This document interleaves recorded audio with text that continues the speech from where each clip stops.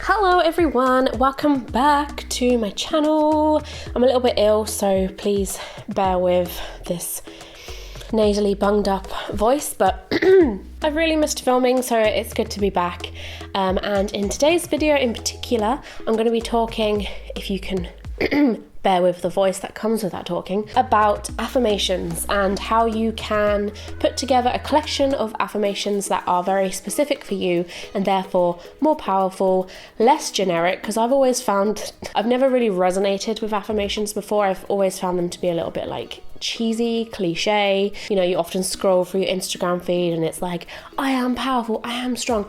And although those things are great, I think for me personally, it works a lot better when you have feeling behind the affirmation and experience and reason and passion. So I like it when an affirmation is very specific to your situation. So today I'm going to be talking about how you can find your own and how I found my own. And it would be really cool if you could follow along whilst watching this video.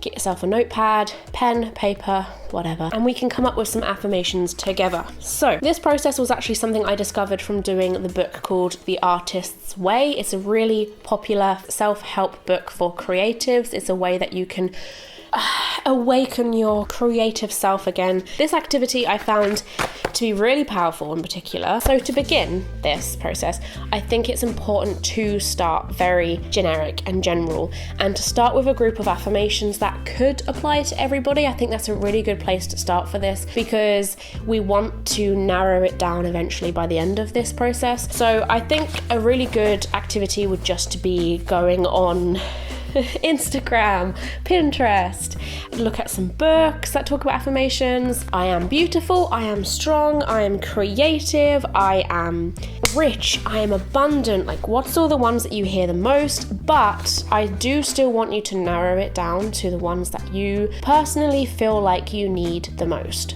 Excuse the fact that I haven't mentioned what an affirmation even is and what it means. I'm sure you all know. An affirmation is basically speaking something into existence, something that you want to be or that you want to have. I don't know, an energy you want to possess, or like a trait, or I don't know, anything that you have as an ideal. An affirmation is basically the fuel and the power behind that. So if I want to be rich, if I want to have lots of money, for example, I would pick an affirmation like, I am abundant, I can buy anything I want. And bearing in mind, you can hear the way I'm talking, it's very present, it's very current, it's saying I am, I have, rather than I will have or I wish I had. Because we want to try and move away from the fact we don't already have something. We want to speak it into existence enough that we have it in our hands because we believe it is already ours. And when we believe something is already ours, we work towards it completely differently as we would if we didn't think we had it yet or we didn't have what it takes. I think that affirmations for me are more powerful when I put the expression fake it till you make it behind it, because I've always believed that you pretend, my whole life I've just pretended to be something that I've wanted to be.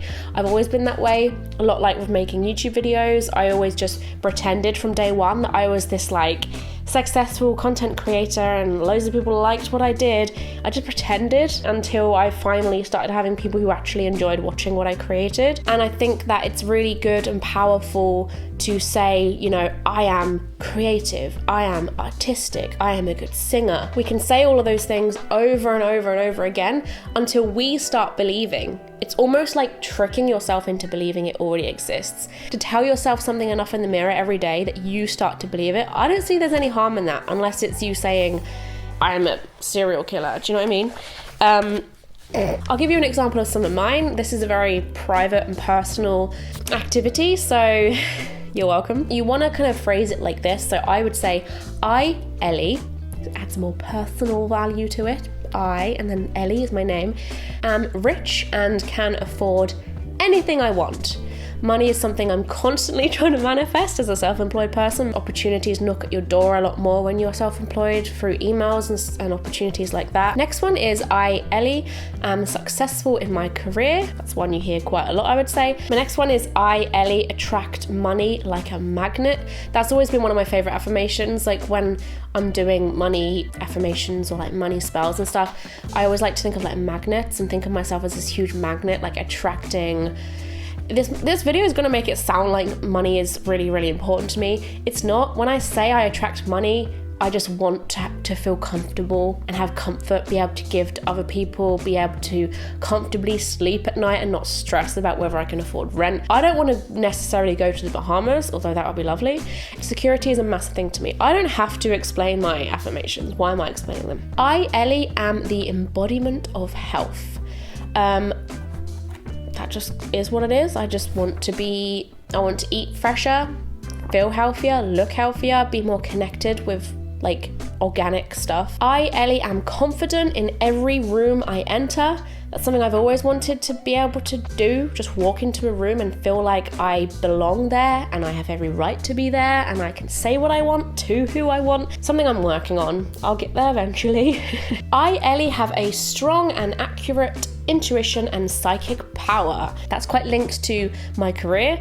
I feel like if I'm better at that, I can be better at my career and also just better in general when it comes to going down the right pathways in life and hearing that part in my gut that says, Ellie, you should be doing this and not that. You know, I feel like if you're good intuitively, naturally you're going to make good decisions in your life. So what you're going to do, you're going to look at your affirmations. They might be a little less generic than that. It doesn't matter. Just write some affirmations down that mean the most to you.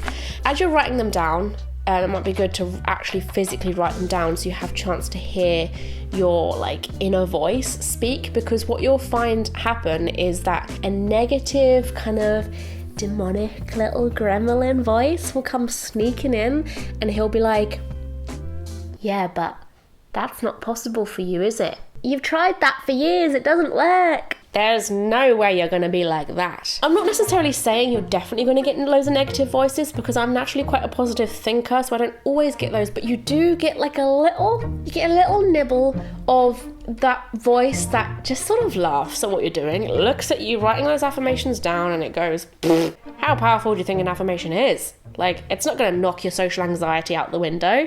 Don't you remember you've got that? How the hell do you think you're going to find confidence when you walk into a room? Those voices are really important. Even though you want to smother them and get rid of them, you actually want to look at those voices and say, hey girl, I can see you have issues. Let's talk about how we can sort them out. What do you need, little gremlin that wants me to have social anxiety for the rest of my life? Why is it that you tell me that I can't grow with it and grow from it and develop it? Tell me. You'll often find yourself saying like, I'm worried to improve my anxiety because once I get better, more scary opportunities will open up for me. Or you might find yourself dwelling over something that happened 10 years ago when you tried to develop on your anxiety, and you put your frame of mind there and go, God, like, remember when that happened? That was horrendous. That was 10 years ago. You've developed. You're new. You're different. You're basically a new person by this point. So what you want to do is write down all of these blurbs. So once again, I'm going to do something very vulnerable and speak about mine. This is actually quite difficult. So my first one is in response to the career-focused first few, because my first one seemed to be very career-driven. A lot of mine are always, because I feel like I'm quite body confident. I don't have a lot on body confidence because those were my first affirmations I ever did. Those are the easiest, I think, to conquer, because you just tell yourself every day, you look in the mirror and you're like, sexy bitch, and then you put music on, you dance, and you're looking at yourself like, you fake it till you make it. That's how I gave myself the confidence I have today. It was easier for me. The stuff that I find more difficult is the stuff that's like not as vain, I guess. My first one is, I have tried to get stable income and abundant income in my career for years. It doesn't happen. I've been self-employed for a long ass time, and it's hard to make it successful as a self-employed person. My second one, sometimes I really struggle to even read my own cards. I'm a tarot reader. That's something that I've really tried to steer my career into doing, and I go through brain fog. I have days where I have massive blocks. I even look at my own cards and I'm like, I can't even remember what that means. So those moments are going to knock down 2 weeks of my best intuitive readings, because our negative stuff tends to shite all over our positive stuff. Even if it's like one little mishap, one little minor thing, it just blows all of the really great stuff out and then just makes us feel really worthless. And my next one is, sometimes my intuition is wrong. Because sometimes it is. I'm not gonna lie. Sometimes my gut feels like I should do this thing today. That is the right choice I should make. I just feel it in my bones. I go and do it, and I could not list as many reasons as to why it was the bad decision on one hand. It ends up being a terrible decision. Or sometimes I just test my intuition with little activities where I do little ESP experiments with myself where I'm like, option 1, 2, 3, let's use my intuition to work out. And I say 3, and it's number 1. That makes me feel like I should just give up. My next one is, what if I say something that makes people think I'm stupid? A massive fear of mine when I try and become more confident and be that person that I want to be, which is ultimately just someone that says something when they want to say it to who they want to say it to. I want to be that person who just doesn't care about what they say, and if it sounds weird, I'm always in the head of other people. I'm worrying about what they think all the time. I don't want to be like that, but every time I try not to be like that, I often think, well, what if I say something that makes people think I'm stupid for like years? What if I say something and then someone in the room's like, is this girl alright? So you've got all your blurts down, and like I said, the reason why these little voices are so important for us to listen to is because they are the key component to finding what's the matter with us? What's our blockage? What's getting in the way of us really finding the fuel, the fire, the reason behind why we do what we do? So it'd be really cool if you could write down all of these blurts next to, underneath, beside, whatever, the first affirmations that you made. So you've got a list of all of these niggling little thoughts that come in, those little demons that speak their words, their vicious words, and you want to write them down so you can analyze each one and look at it in the eye and speak back to it. Talk back to it as if you're sticking up for yourself as a different person, as another individual. So for my example, about how I've tried to have a stable income doing what I do for so long and it doesn't work, I look at that and I think, that doesn't sound new. That's something I've heard a lot of people say, but a lot of people feel that way because not everybody makes it to be successful, and not everybody makes it to be successful because a lot of people give up. It takes time to be successful. If it didn't, everybody would be successful. Nobody would actually desire to have something great at the end of a lot of hard work if it was easy. In fact, if it was easy and everyone got instant success, it wouldn't be as desired, and in fact people would probably get bored and want to do something else. So I wrote underneath it, great things never come easy, otherwise they wouldn't be great things, they would just be things. The reason why they are good things to achieve is because not everybody can achieve them. And obviously that blurt was talking a lot about giving up. So I wrote, the reason to give up is never greater than the dream. I actually... Hello? Oh. Shall I come in here or shall I stay in there? I'm nearly done, so... Okay, shall I just leave it there? Oh. No, yeah.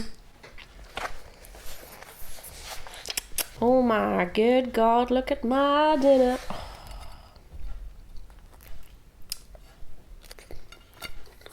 What a boyfriend I have. We're going to talk about manifestations and affirmations. From just telling myself I am great, amazing, and I deserve the very, very best, and I will settle for nothing less. And that's what I got, baby. I wrote, the reason to give up is never greater than the dream.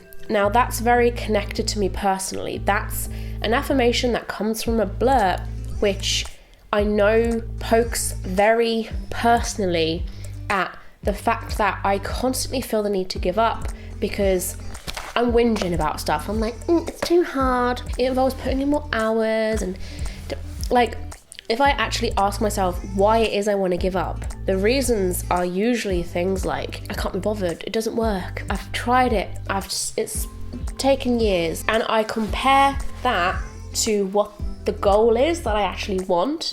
If you compare those two together, they don't come anywhere near close. Like the goal being to be stable and self-employed, to work on my own terms, to work from home, to love my job, to do something that I would do for free, to be creative every day, to read for people every day, to connect with humans every day, to tell stories every day.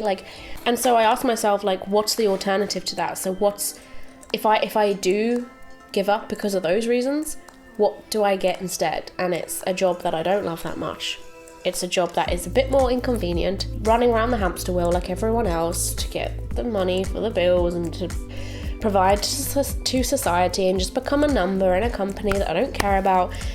It's never as great as the dream. So that kind of goes hand in hand with what I was saying about intuition and how sometimes I struggle with even reading my own cards and my own intuitive choices. So it's all about having faith in that persistence and continuing to put work into your craft and to build and develop on that skill and just get better and better and improve. I can think about what that means to me as an individual. I can think about the stuff I produced last year and where I was last year and even the year before that and the year before that, and that's when you can see the biggest amount of improvement. And in doing that, it made me realize that with every day open to practice, I improve. That's me basically saying, if I allow the opportunity to fine-tune my skills and to brush up on the knowledge that I have and the ability that I have, it brings me closer and closer to my dream. So you could also write something like, each day is a step closer to my dream, or something like that. So the next lot is actually on the confidence part I was telling you about. I really sat and thought about the anxiety and self-consciousness I had around speaking things to people that would eventually make them think I'm crazy. I had to really think about why it was that made me anxious. Why do I care so much about what people think? I was like, I care about what people think about me and what I say because I want people to like me. I'm a little bit of a people pleaser. It might be the Libra in me, but I am. I like to ideally have everyone like me as a person. But the thing is, even if you do have everyone like you, not all of those people know who you actually are, and the connections aren't as deep. They're just surface level. It's just like, oh, you heard of that person? Oh yeah, she's great, isn't she? She's lovely. I don't know much about her, but from what I do know about her, she's lovely. Whereas someone who knows you to the core, they know your bad parts, your good parts, grey parts. But the connection is deeper and it's better, and it's also that typical thing of it's better to be disliked for who you are than liked for who you aren't. For that, I said, the sooner I can express my most authentic self, the sooner I can separate myself from the rest. And I think that helps me so much in finding reason behind why I should be myself in a room of people. I want to be able to find those that get me and that resonate, and they're like, that was bold. I like what she said. I will probably get on with her. Because I do the same with other people. I'm always like, wow, what she said was really cool there. I don't hear that a lot. We'll get on. I think in general as well, people who express themselves in the way they if they're less generic, people who actually like unusual things or have an odd taste in clothing or have weird hobbies or something about themselves that they actually don't care about, and they will just tell the world about it, I think you'll find that they will actually attract people a lot harder and a lot stronger, because you don't get as many people like that. And someone who's generic, who likes generic things and looks kind of generic, I think that more people might like them, but it won't be as strong and as attractive, if that makes sense. I think people generally resonate more with people who get them to on a further level, and it's more of a kind of off chance that they happen to meet someone who has the same ideas as them and different ways of thinking as them. I think it's just basically a lot easier to find people that you connect with when you are a bit more ballsy about what you think and what you say. So that got me to think about every thought that I have. I have something to say in a room as much as everyone else does, because no one else has walked into that room like me before. I can use that as an affirmation. Every thought and word I speak is as unique as my fingerprint. So basically that being that I shouldn't hide away the stuff that I want to say and the things that I want to bring into that room because they haven't been said before. I want to say them in that room because they haven't been said before, because they haven't been spoken in my way. My specific ideas haven't been done in the very specific way they're going to be done, and that should be honoured. I'm going on a tangent. So I had an affirmation here that was about being healthy, eating healthy. Like, a lot of you might have affirmations that are like, I, Ellie, am fit. I, Ellie, am healthy. And although that's well and good, I think it's important to work out why you want to be. For me, mindful eating, intuitive eating has always been really important to me. So that's how I've personally got to that journey of feeling fit and feeling healthy. I love how I'm saying this as the pizza is sitting right next to me. But the point I'm making is that I didn't want it to be about vanity and looking good for someone else or looking good because that's what society says. Like, I wanted to feel like connected with the choices I was making, because I very easily slip into like toxic ways of thinking. And so for me, I had to get there by being in tune with like my natural process rather than focusing on like how good models look or celebrities. Like, it's not for me to stick a pretty girl on my fridge and be like, if I eat well, I'll look like that. So with that affirmation, I had to look at that and say, well, I want to feel good emotionally and physically from what I eat. So if I'm eating good things, I wake up feeling healthy, refreshed. I want to feel connected to my natural impulses, so like messages. So what's my brain telling me that I need? It's telling me I need greens and vegetables, and I might need some water. Like, I need to get back in tune with my natural self again, connected with Mother Earth in a way, because it's choosing organic food more often, eating fresher, picking choices in supermarkets and even markets if I can find local markets. So in that, it's as simple as I, Ellie, am connected with Mother Earth in every way, shape and form.